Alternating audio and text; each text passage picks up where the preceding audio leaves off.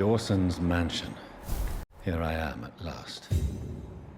But the question remains, am I ready to make a dying man my progeny?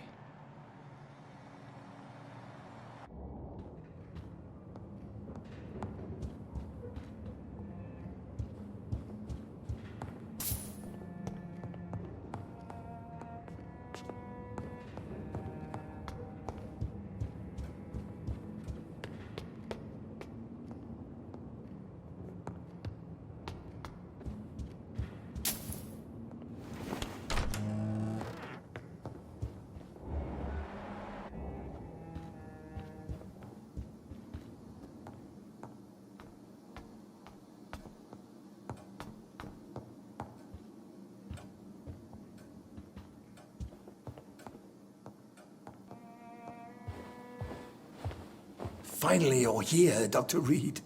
What took you so long? I had to pass several of your barricades and outposts to access your mansion, sir. Death, pestilence surround us, and time is against me. I see you've gathered some of the most expensive, albeit experimental, blood transfusion equipment available. All this could be so useful in a hospital. Yes. Since Lord Redgrave sent me a doctor to perform my conversion, I thought you might find some of these devices useful. Most thoughtful. But tonight I'm not here as a physician. But I feel reassured that a specialist such as yourself would help me to escape the Reaper. Very well. But before I proceed, I have a few questions for you.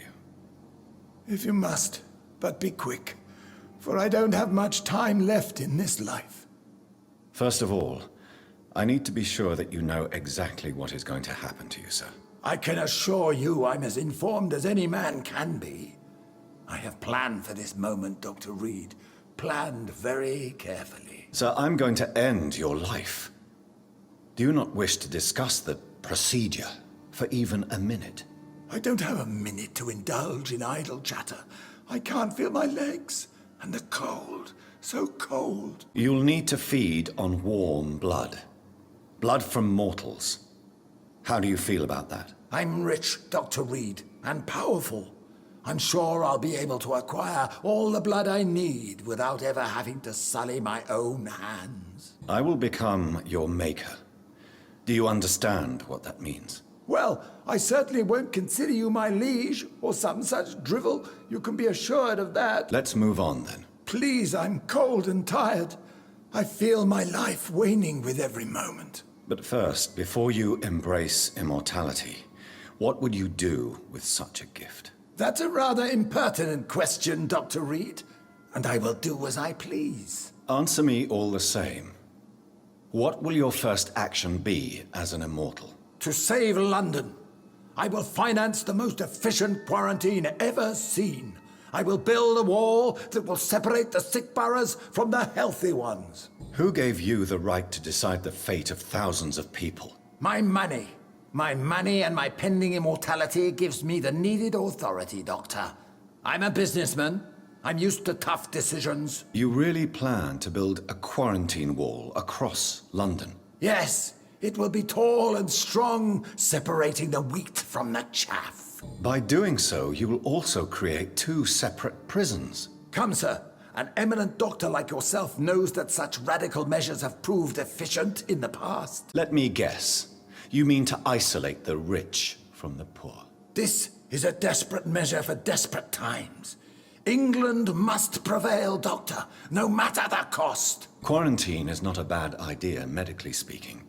But I'm convinced this epidemic will not be contained by mere walls. As long as the right people are on the right side of the wall, that's all that matters. What if a new outbreak happens inside your walls? You'll have created a giant trap. That won't happen. As long as we dispose of anyone that is contaminated, as soon as they are spotted. But you can't guarantee infection will not spread.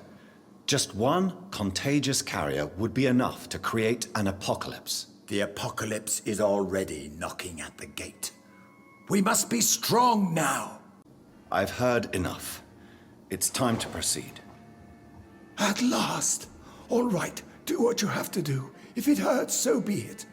I've been preparing such a long time for this.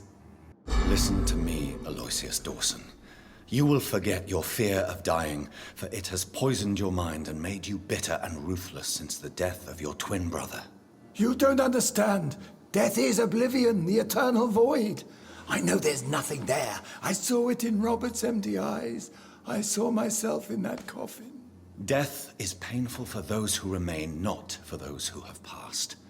All that occult gibberish you filled your head with has made you forget this simple truth. No!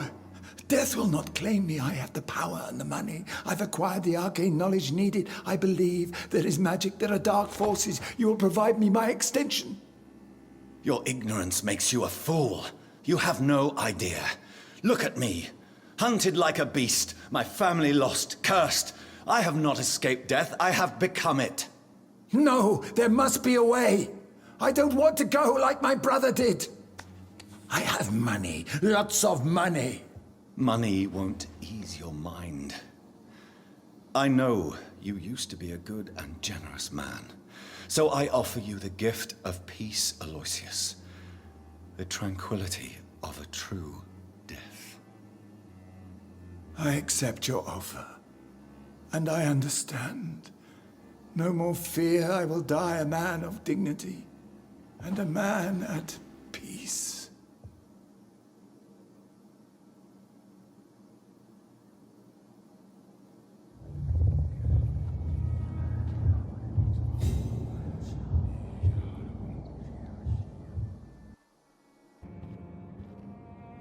Is it done, Dr. Reed? Is Aloysius Dawson reborn, as expected? I'm afraid Mr. Dawson finally chose to embrace life and death as a mortal. What do you mean? He has overcome his fear of dying. I let him rest and wait for death to come. What? This is unacceptable. Go back there and make him the powerful Ekon he's destined to be. No, Lord Redgrave. As a doctor and as an immortal, I can't. If you wish to make him your progeny, then proceed on your own. This is an outrage beyond words. This is betrayal, pure and simple. I should kill you on the spot. You swore on William Marshall's blood. Well, get rid of me then. From now on, you're an outcast. Banished. You are forbidden to ever appear in front of us again. Ascalon will smite you on sight, and your heart will be thrown to the rats. I'll leave you then. Have fun with your puppets and shadow plays, Lord Redgrave. Yes, go, traitor, and take that awful creature, that counterfeit of a woman I saw waiting for you, and be gone!